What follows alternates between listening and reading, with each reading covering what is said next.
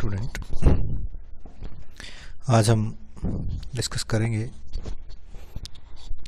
Chapter sales of goods act 1930 BCom 1 semester 1। दोस्तों, जैसे कि हम जानते हैं कि आज की जो एज है वो ट्रेड एंड कॉमर्स की एज है। इस एज में मिलियंस ऑफ कमर्शियल ट्रांजैक्शन जो है हर रोज़ होती है, और जिसमें सेल्स ऑफ गुड्स के जो कॉन्ट्रैक्ट हैं वो इसमें एक कोर एलिमेंट है आज के इकोनॉमिक ट्रांजैक्शंस का।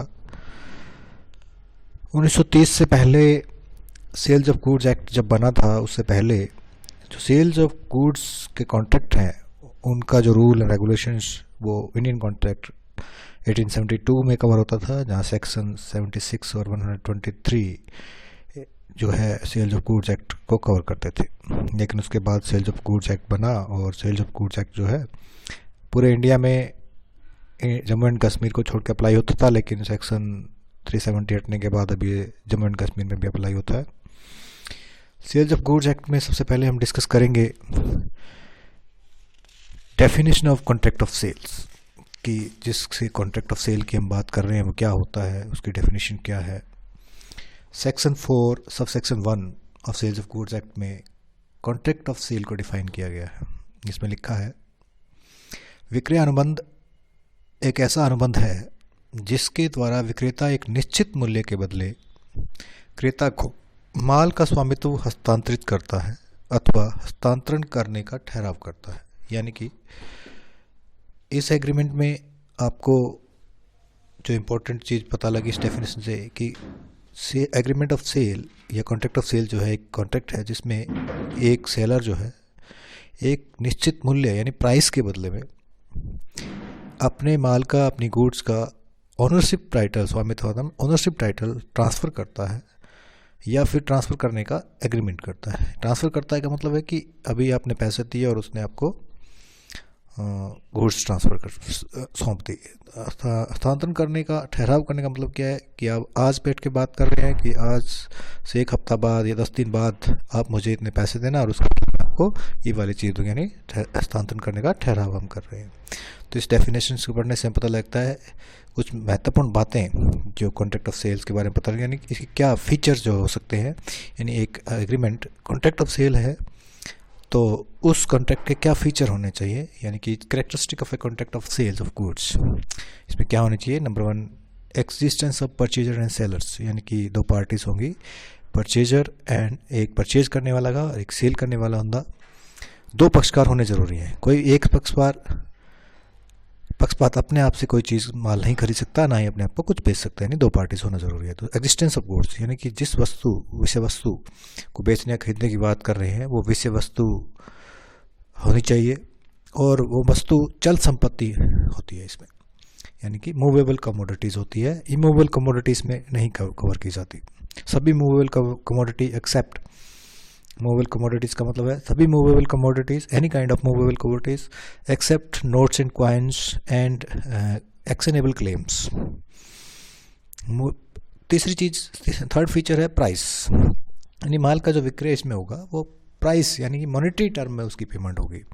यदि पेमेंट मॉनेटरी टर्म में नहीं होती, मौद्रिक प्रतिफल नहीं होता, तो उसमें कॉन्ट्रैक्ट ऑफ सेल नहीं बनता। जैसे अगर आप किसी वस्तु के बदले में दूसरी वस्तु लेते हैं तो उसको कॉन्ट्रैक्ट ऑफ सेल नहीं कहेंगे, वो कॉन्ट्रैक्ट ऑफ बार्टर सिस्टम होता है, बदलना विक्रय माना जाता है इसको। जैसे transfer of ownership next feature आएगा। नेक्स्ट फीचर इसका होगा ट्रांसफ़र ऑफ ऑनरशिप, यानी जिसमें विक्रय अनुबंध में क्या होता है, जैसे हम विक्रेता अपने माल क्रेता को देता है और क्रेता से पैसे ले लेता है तो उसका जो स्वामित्व है उसका हस्तांतरण तुरंत हो जाता है, या फिर एग्रीमेंट टू सेल करता है तो भविष्य में करने का वचन देता है, यानी स्वामित्व का हस्तांतरण क्रेता से विक्रेता को होता है। Agencies of a valid contract, जैसे कि हमने स्टार्टिंग में आपको बताया कि जो जनरल कॉन्ट्रैक्ट एक्ट है उसमें हमने जो एक वैध अनुबंध के लक्षण पढ़े थे, यानी features of agencies of a valid contract पढ़े थे, वो सभी वैध लक्षण जो है वो एक कॉन्ट्रैक्ट ऑफ सेल में भी होना चाहिए। नहीं, कॉन्ट्रैक्ट ऑफ सेल्स में वो सभी वैलिड फीचर्स इसमें होने चाहिए जो सेक्शन 10 में हमने पढ़े थे।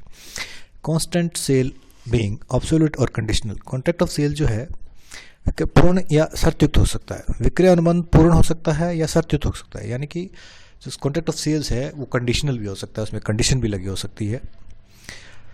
एक्सप्रेस और इम्प्लाइड, स्पष्ट या गर्भित। वस्तु विक्रय अनुबंध स्पष्ट अथवा गर्भित हो सकता है। स्पष्ट अनुबंध मौखिक या लिखित दोनों तरीके से हो सकती है। गर्भित का मतलब है इसमें ना तो कुछ लिख के बोला जाएगा ना कुछ बोल के कहा जाएगा, बल्कि आपके बिहेवियर से या आपके आचरण से या आपके किसी एक्ट से आप ऑटोमेटिकली कॉन्ट्रैक्ट में एंट्री हो जाओगे। These are the features of और characteristic of a contract of sales. Next term में कई बार हम देखने को मिलेगी कि दो टर्म मिलेगी, सेल और एग्रीमेंट टू सेल। सेल और एग्रीमेंट टू सेल दो चीज़ होती है, जैसे कि डेफिनेशन में हमने पढ़ा कि या तो वो ट्रांसफ़र करता है ओनरशिप या ट्रांसफ़र करने का वचन देता है। ट्रांसफ़र करता है तो इसका मतलब वो सेल कर रहा है, यानी कि जिस टाइम उसी टाइम परचेजर ने उसको पैसे दिए और उसने माल दे दिया, तो यानी यह सेल। और एग्रीमेंट टू सेल का मतलब कि भविष्य में किसी वस्तु को ट्रांसफ़र करने की, ओनरशिप ट्रांसफ़र करने की कुछ प्राइस के बदले में अगर वो अनुबंध करता है तो उसको एग्रीमेंट टू सेल कहेंगे। यानी कि इसमें डिफरेंट बेसिस पे हम अगर हम फ़र्क देखें तो सबसे पहला है निष्पादन यानी परफॉर्मेंस, कि सेल का एग्रीमेंट है कंप्लीटली परफॉर्म्ड होता है, यानी कि दोनों पार्टीज ने, एक ने पैसे दिए परचेजर ने और बायर सेलर ने उसको माल दे दिया, यानी कि इसको हम विक्रय अनुबंध को निष्पादन पूर्ण हो जाता है, इसको हम एग्जीक्यूटेड कॉन्ट्रैक्ट बोल सकते हैं। जबकि विक्रय का ठहराव जो है एग्रीमेंट टू सेल है वो एग्जीक्यूट नहीं होता, एग्जीक्यूटरी कॉन्ट्रैक्ट होता है, उसमें एक या दोनों पार्टीज ने अपना अदायित्व पूरा नहीं किया होता। स्वामित्व का हस्तांतरण, विक्रय अनुबंध में जैसे ही माल का स्वामित्व, यानी आप पैसे दोगे और आपको माल देगा, माल की ओनरशिप आपको ट्रांसफर हो जाएगी। जबकि विक्रय के ठहराव में या एग्रीमेंट टू सेल्स में क्या होगा, फ्यूचर में निश्चित शर्तों को पूरा करने पे, यानी कि फ्यूचर में जो भी शर्त लगाए, जितने भी पैसे देने की बात कही है, जिस टाइम पे सप्लाई करने की बात, उस टाइम सप्लाई होगा, तब आपको ओनरशिप ट्रांसफ़र होगी।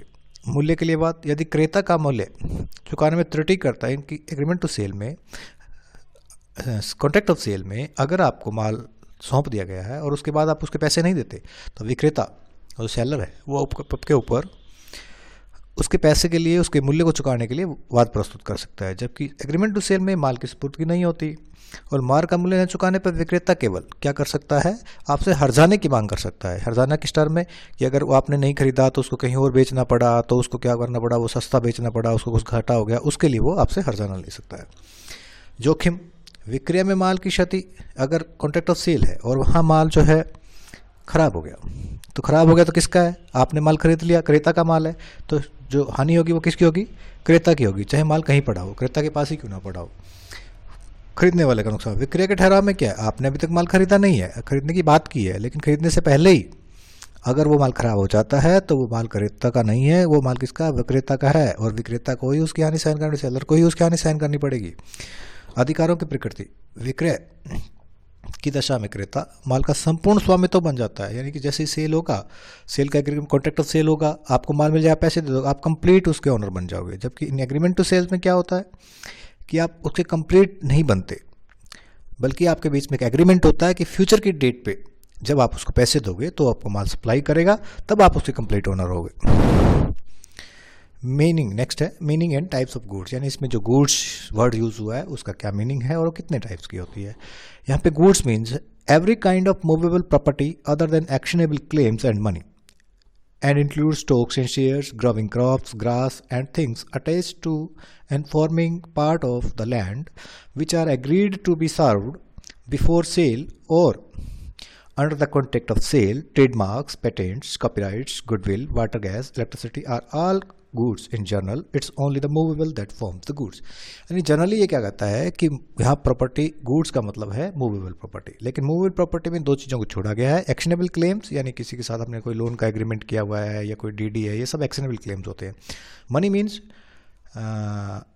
Legal tender money. Legal tender money का मतलब वो मनी जो आज प्रचलन में है, जो चल रही है मार्केट में, यानी कि कई बार हम क्या करते हैं कि मनी होती है, जैसे पुराने सिक्के, नोट्स एंड कॉइन्स हैं जिसको हम इकट्ठे करते हैं, वो इसमें एग्जम्प्ट नहीं है, वो गुड्स मानी जाएगी। अगर उनको आप बेचते हो तो सेल्स ऑफ गुड्स का एक कॉन्ट्रैक्ट होगा उसका।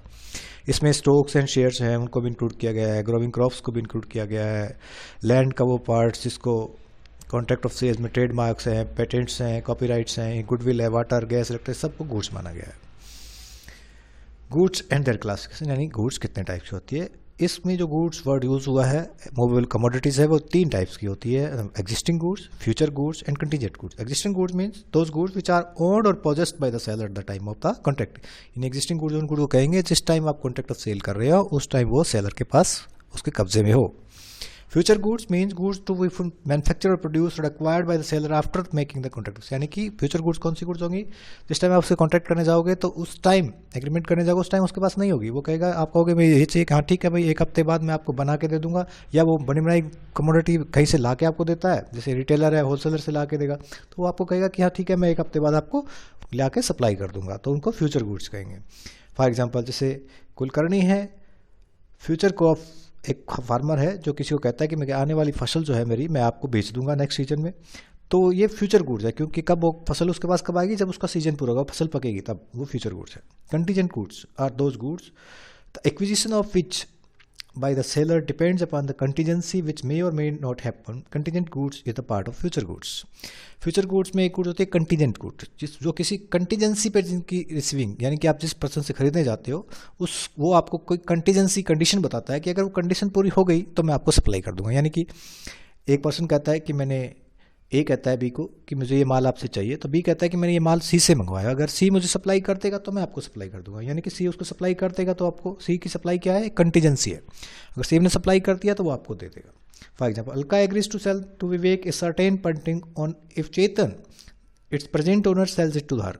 यानी अलका कहती है कि मैं विवेक को एक पेंटिंग बेचूंगी, लेकिन कब बेच पाऊंगी, अगर जो चेतन जो इसका प्रेजेंट मालिक है वो उसको बेच देगा तो इस पेंटिंग हम क्या कहेंगे, कंटीजेंट गुड कहेंगे। Destruction of goods, next topic है डिस्ट्रक्शन ऑफ गुड्स। कई बार क्या होता है, कॉन्ट्रैक्ट ऑफ सेल जो होता है उसमें हमें एक क्वेश्चन पूछा जाता है कि जिस सब्जेक्ट मैटर पे आपका कॉन्ट्रैक्ट हो रहा है अगर वो डिस्ट्रॉय हो जाए, वो पैरिश हो जाए, वो खराब हो जाए, तो कॉन्ट्रैक्ट ऑफ सेल पे उसका क्या प्रभाव पड़ेगा, यानी माल के नष्ट होने पे कॉन्ट्रैक्ट ऑफ सेल्स पे क्या प्रभाव पड़ेगा।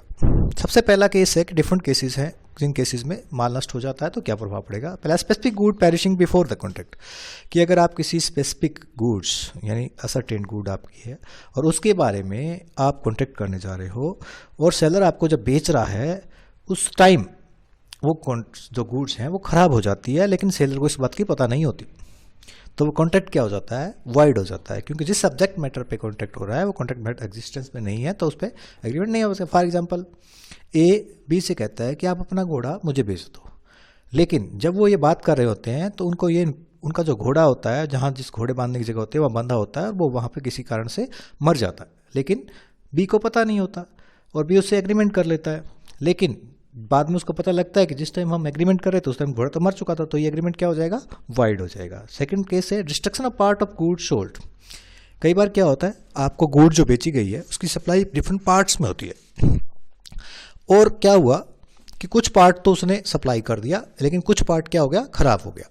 तो ऐसी सिचुएशन में है कि अगर कॉन्ट्रैक्ट जो है वो 2 टाइप्स का होता है, एक तो डिविजिबल होता है, एक अनडिविजिबल होता है। अगर कॉन्ट्रैक्ट डिविजिबल है तो ये वाइड नहीं होगा, क्योंकि जितना सप्लाई होगा उतने का पैसा आपको देना पड़ेगा। अगर कॉन्ट्रैक्ट इंडिविजिबल है तो ये सारा का सारा क्या हो जाएगा, वाइड हो जाएगा। थर्ड केस है goods perishing before sale but after the agreement of sale, कि गुड्स जो है सेल से तो पहले खराब हो गई लेकिन आफ्टर द एग्रीमेंट की आपने बात की, एग्रीमेंट ऑफ सेल का मतलब फ्यूचर की डेट का एग्रीमेंट कर रहे हो। आज आपने बात की कि 1 हफ्ते बाद मैं जो है आपको ये माल सप्लाई करूंगा, लेकिन ये हो गया एग्रीमेंट ऑफ सेल्स, लेकिन सेल कब होगी, हफ्ते बाद जब वो आप उसको माल दे दोगे और जब वो आपको पैसा दे देगा। लेकिन हफ्ते से पहले तीसरे दिन ही क्या हो गया, वो माल खराब हो गया। तो ये कौन सा केस हुआ, goods perishing before the sale but after the agreement of sales. तो इस केस में क्या होगा, जो एग्रीमेंट है वो अगर दोनों पार्टीज में किसी भी पार्टी के डिफॉल्ट की वजह से, बिना किसी डिफॉल्ट के, बिना किसी भी पार्टी के, बिना किसी डिफॉल्ट के, बिना किसी कसूर के अगर वो खराब हो गया है तो ये एग्रीमेंट क्या हो जाएगा, वाइड हो जाएगा। This is the chapter on sales of goods. Thanks for today. Next we will discuss in the next video. Thank you very much.